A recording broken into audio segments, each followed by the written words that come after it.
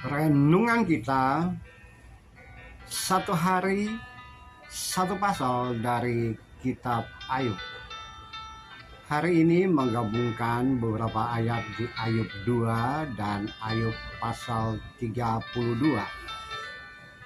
Kemarin kita membaca bersama bahwa Elifas, Bildad, dan Sofar sudah selesai berbicara dengan Ayub. Dan mereka tiga ini sudah lama bercakap-cakap dengan Ayub dan bersoal jawab, saling menyalahkan, menuding, dan menyanggah satu sama lain. Ketiga orang ini memandang tadinya mendengar tentang Ayub, kemudian sepakat untuk memberikan rasa simpati, empati pada diri Ayub. Nah, ketika mereka dari jauh, mereka menangis, mereka menderita bersama, mereka menunjukkan merasa keberpihakan terhadap Ayub yang menderita. Dan tidak sekedar memandang dari jauh dan pulang, tidak sekedar menangis bersama dan bercakap duduk dan membisu satu sama lain, ya, tapi kemudian mereka duduk bersama bercakap-cakap tanpa suara. Setelah tanpa suara sekian lama, baru kita memperhatikan dalam Ayub pasal yang ketiga, ya, mulai Ayub pasal ketiga sampai pasal 31, kita bertemu di sana bahwa ada percakapan panjang lebar antara Elifas, Sofar, Bildad, dan Ayub. Percakapan yang panas dan juga penuh sanggahan, saling menuduh satu sama lain. Nah, setelah itu masuk dalam pasal ke-32, kita bertemu Elihu. Agaknya ia sudah datang pada saat percakapan berlangsung. Nah, menurut catatan di sini, Elihu tidak, dia mau menahan percakapannya karena merasa masih muda. Dia menghargai ketiga temannya, keempat orang temannya bersama dengan Ayub, ya, karena mereka lebih tua. Ya, aku mah sudah, kalian berumur tinggi, aku takut, aku malu mengungkapkan pendapat. Tapi kita memperhatikan sini ketika Elihu, ketika ketiga temannya Elifas, Bildad, dan Sofar selesai berbicara, Ayub mulai memperhatikan dan mulai bersuara. Dia merasa bahwa ini adalah kesempatan dari dirinya untuk mengungkapkan pendapat terhadap apa yang telah terjadi. Dia lihat dan dia dengar dan dia berikan sanggahan maupun nasihat, bahkan marah kepada keempat sahabat ini. Marah terhadap Ayub karena ia merasa bahwa ia benar, lebih benar dari Allah. Ya, ini marah itu. Dan ia marah terhadap sahabat-sahabatnya karena mereka mempersalahkan Ayub. Ada catatan penting yang saya ungkapkan kepada saudara sekalian pada melalui dua bagian kitab Ayub ini. Yang pertama, kalau kita memperhatikan Ayub yang pasal yang kedua, ya, memperhatikan pasal yang kedua, maka kita menemukan di sini ada situasi yang sangat penting. Kita memperhatikan bahwa pada konteks ini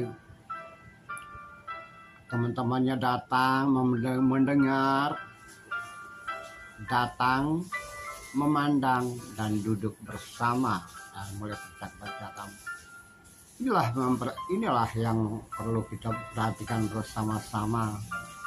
Ketika kita berhadapan dengan penderitaan orang lain, mungkin juga saudara dan saya seperti itu.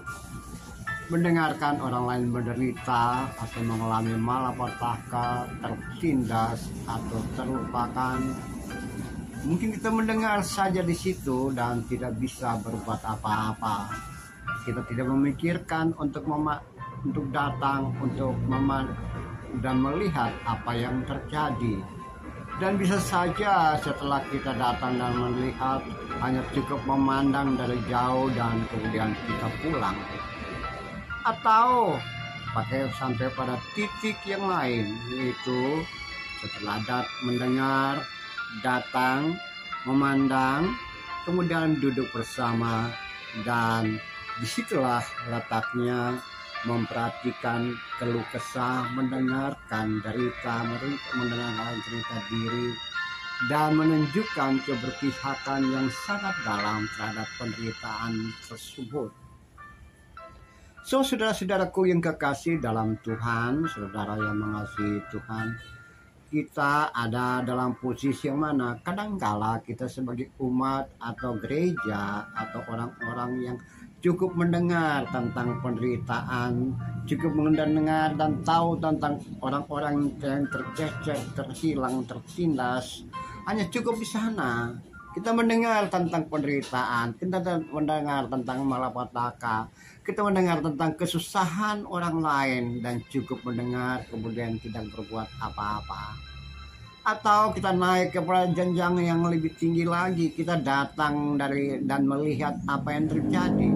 Dan setelah melihat, apakah kita masuk ke dalam kehidupan itu, ke dalam penderitaan, dan memberikan rasa empati, simpati, dan berpihak, dan duduk bersama dan mendengarkan keluhan, bahkan mengulurkan tangan kita untuk membantu, atau sekedar sebagai umat yang mendengar, memandang dari jauh, kemudian kita pulang.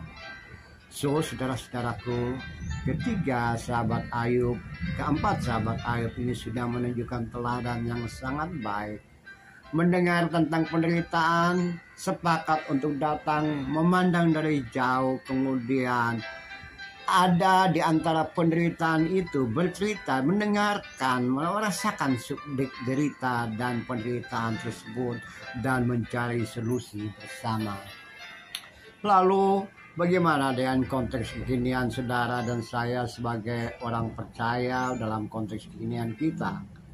Bukankah dalam hidup dan kehidupan ini ada banyak orang yang menderita, ada banyak orang yang sengsara, ada banyak orang yang mengalami hal-hal yang parah yang mungkin juga tidak seperti Ayub, tapi cukup membuat dia terhilang derita dan ketidakmampuan mengaktualisasi diri.